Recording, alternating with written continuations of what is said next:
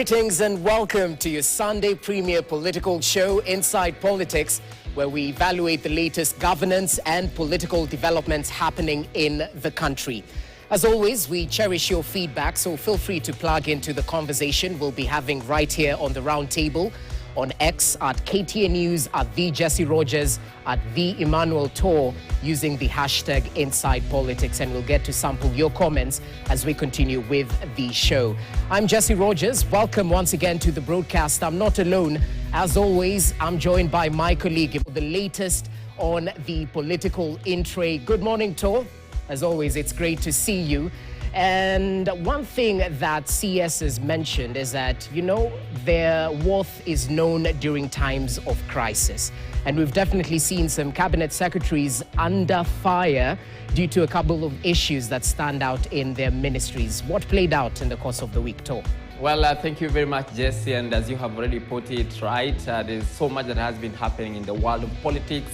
And this is Inside Politics, and we give you the inside information of what has been transpiring. And from just straight to that point that you've already raised, the resignations have been the talk of town in the past week, whereas the National Council of Churches of Kenya, NCCK, has called for the resignation of Health CS Susan Nakhumicha, Agriculture CS Mithika Linturi, and CS for Roads and Transport Kipchumba Murkomen, and they're saying they have failed in their duty. They're saying that Susan Nakhumicha has been unable to handle the doctor strike, and something that just came up a few minutes ago is that the president has said that deal that was there to try and solve that strike has been removed. It is off the table, and we'll be getting that story in a subsequent bulletin. So that is part of the issues that happened, and they're saying Linturi should vacate office for failing to handle the fertilizer problem, and Kenyans have been served with fake fertilizer, and that has been talk of town as well. And Murkomen has been cited for not handling the road accident, the carriages that have been there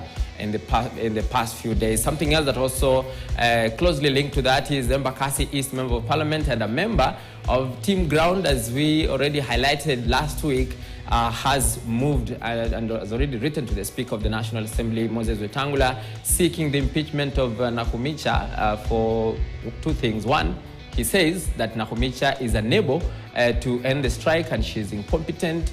And something else that she says is that Nakhumicha has not been able to follow the Constitution to its logical conclusion, or what the Constitution says. So that is part of what we are going to discuss as well.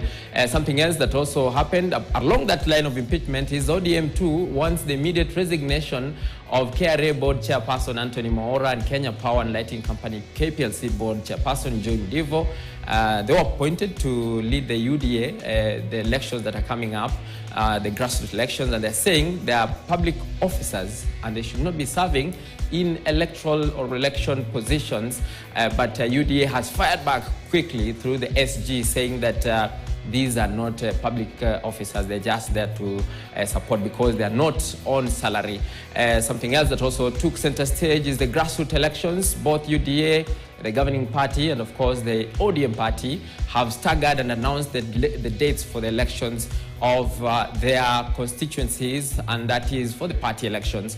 And UDA are starting on the 26th of this month, and they're staggering it all the way to August. But ODM is starting 3 days after, which is the 29th of April, and they're going to have them, and the dates are going to be announced subsequently. So it is an acid test for these two parties, which have not done these elections in quite some time, and we hope that we'll be getting some more about this. So those are some of the hot topics that took center stage, and something else that also captured the interest of Kenyans is the Ruto campaigns. President William Ruto has campaigned for Odinga, Raila Odinga, who is also angling for the AUC position. And the president has been into 4 countries very quickly from Tuesday to date, and he just jetted back last night. He was in Ghana, Guinea-Bissau, went to Equatorial Guinea, sorry,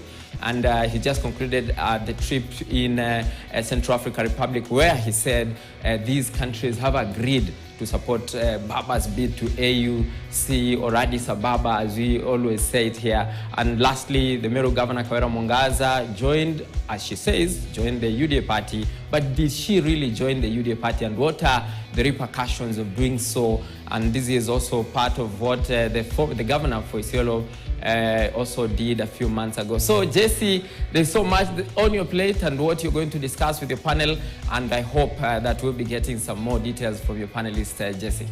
Okay, thanks, Sto, for that update. As always, we cherish the political entry and looking forward to what to expect in the week ahead. Allow me to introduce my panelists. Joining me in studio, Ishmael Nyaribo, Wakili. Karibu sana to the round table. I hope you had a